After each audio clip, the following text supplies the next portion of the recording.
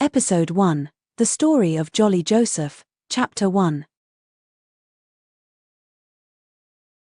Who does not love a magic show? Just knowing you are about to experience an illusion that will challenge your everyday reality must be one of the most exciting things to me in the world.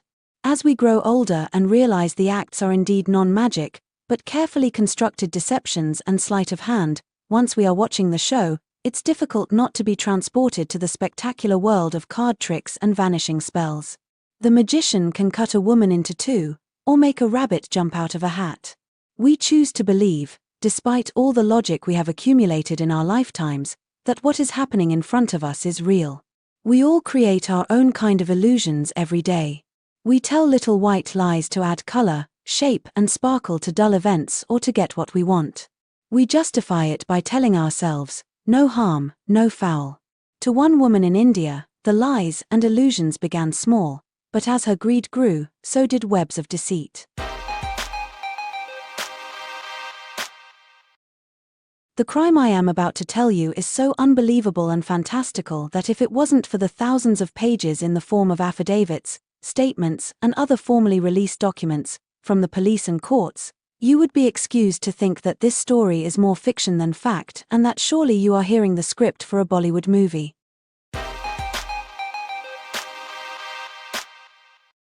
Imagine you are taking a trip to India. Not Bombay with its overcrowded streets and slum areas made famous by slumdog millionaires, but the roving lush hills of the outskirts where farmers live in harmony with the jungle and enjoy a simple life still steeped in many traditions. It is in one of these quaint villages the story of Jolly Amar Joseph began. Nothing about her upbringing would give the slightest inclination that this woman would become one of the most prolific criminals. In the country where only 6% of women are ever convicted of crime, the arrest of Jolly Joseph on the 5th of October, 2019 caused quite a stir in Kodadadi. This humble, sleepy town which Jolly called home for many years, would never be the same again. Not much is known about Jolly's childhood. She was the fifth of 6 children, and her parents grew and sold pepper as well as owned 2 ration stores. The family was by no means wealthy, but they were better off than most. She was described as a quiet and respectful child. Some neighbors would say that her parents were stingy and did not always treat her well, but her brother, who took over the farm, would say she was spoilt and always craved the finer things in life. There was no doubt that Jolly was a very bright child. She did exceptionally well at school and was the first of her family to pursue a university degree. To Jolly, this experience was liberating. She was in love with the student life and had, as she did in her village, an active social life. Most remember her as an intelligent woman with social grace. Just one incident gives us a clue of things to come. A roommate accused her of stealing a pair of gold earrings. An ugly row ensued and Jolly was told to move out. It is here where the beginning of the end for Jolly began. Whether she did not complete her degree in commerce because it was too difficult or whether she just did not want to because it was too much work, we do not know. What is known is that she continued the charade, taking money from her parents, as if she was still well on her way to achieve a higher education.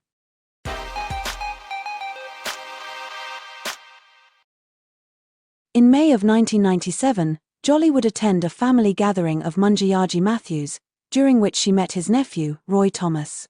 It was love at first sight and the romantic relationship blossomed fast.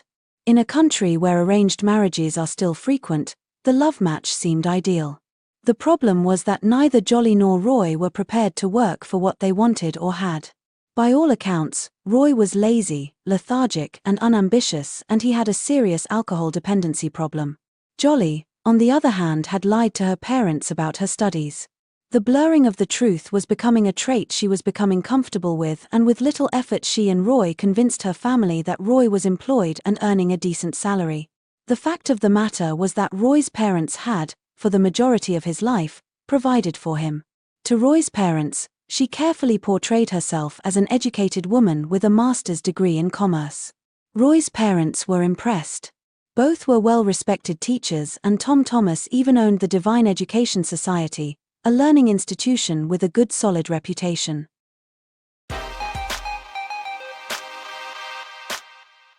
The only person who raised disapproval of the love match was Munjayaji Matthews. He knew from the start the two of them together in a marital union was a bad idea. Whether he just knew his nephew was a washed-out alcoholic that would amount to nothing, or if a sixth sense warned him of the impending doom to come, we will never know. His objections were ignored. In June of 1997, Jolly and Roy were married.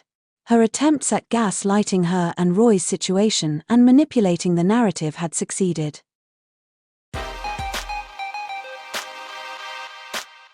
Roy and Jolly moved in with Tom and Annam Thomas. Roy's parents were by no means blind to their son's faults, but Jolly had thus far successfully played the role of educated daughter-in-law and devoted wife.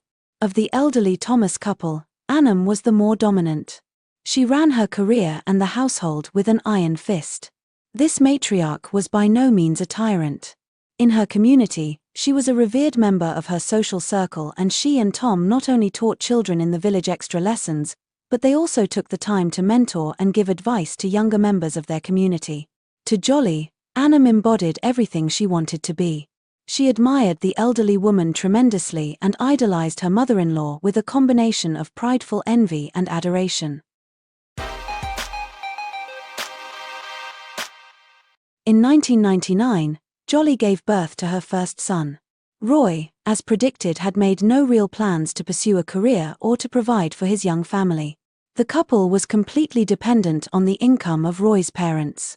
The first hiccup to live a life of leisure came in 2002 when Annam announced that she wanted to retire. When Jolly was first introduced to the family, she continued with the lie about her education, adding that she had achieved a master's degree in commerce. Without Annam's income, the household's finance began to take strain, and Annam also felt that such a useful degree should not be wasted. Jolly knew the moment she tried to apply to a job her lie about her qualification would be revealed. First, she objected that her son was still too small, but Annam refused to listen to any excuses. She offered that she would take care of the child since having worked so hard for a higher education, and to not use it would be in her eyes a sin.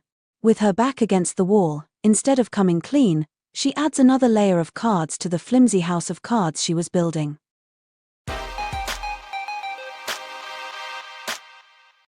To Jolly, Annam's existence had become problematic. She told her mother-in-law she needed to take an additional course to be able to get a decent job in government, and her in-laws, who by now had been fooled for so long, paid for this make-believe course. No one knows where she went or what she did, but no evidence of this course was ever produced. What we can however surmise is that during her absence Jolly was planning the demise of her mother-in-law.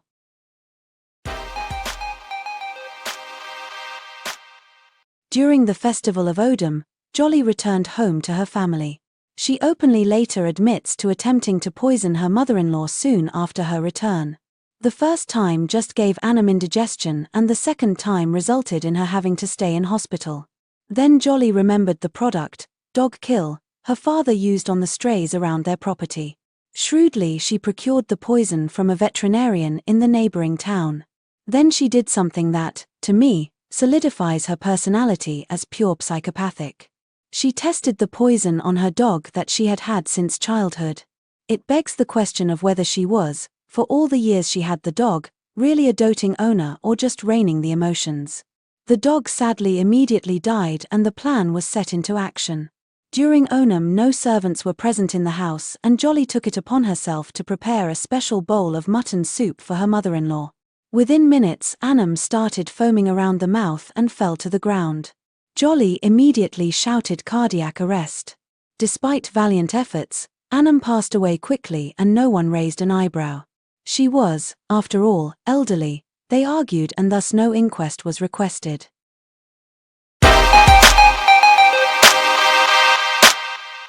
With Annam gone, Jolly immediately assumed the position as matriarch.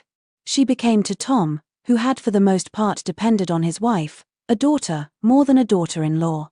Systematically, she not only took the main role over as head of the family, she also took charge of the finances, declaring that she, after all, had a degree in commerce. She artfully negotiated her rise in stature by declaring she had been offered and accepted a position at the highly regarded National Institute of Technology.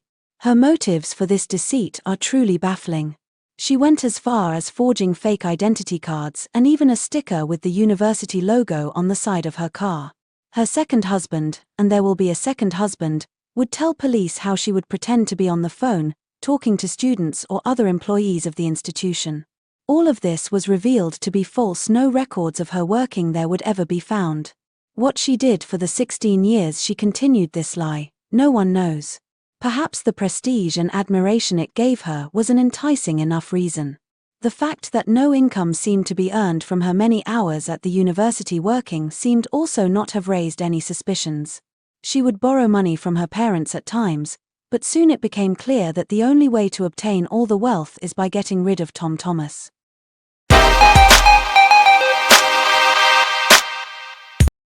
Using her connections she had made while investing Tom's money in real estate, she found someone qualified enough to forge the final will and testament. This was the only way she could ensure Ranji and Rojo, Roy's younger siblings, would inherit nothing. Her overpowering greed had sealed the fate of Tom Thomas, and on the 26th of August, 2008, he collapsed after digesting a tablet Jolly had filled with cyanide, but given to him as if he was taking his daily medication. The verdict was, of course, cardiac arrest, but Jolly added the romantic notion that Tom just did not want to continue alone without his beloved Annam.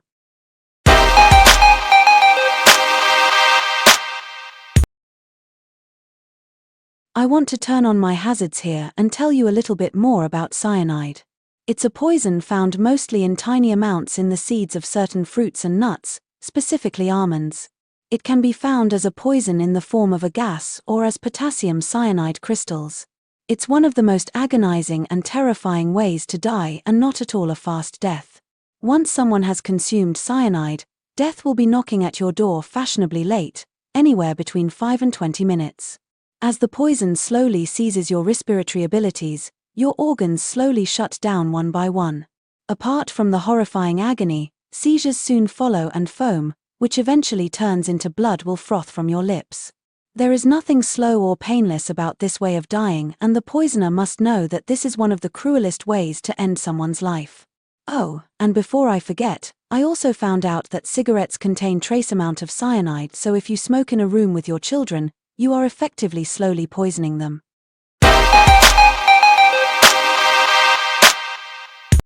Please join us for the rest of the story of Jolly Joseph in Episode 1, Chapter 2 here on our YouTube channel. Don't forget to like, share and subscribe below to get out latest updated episodes and stories.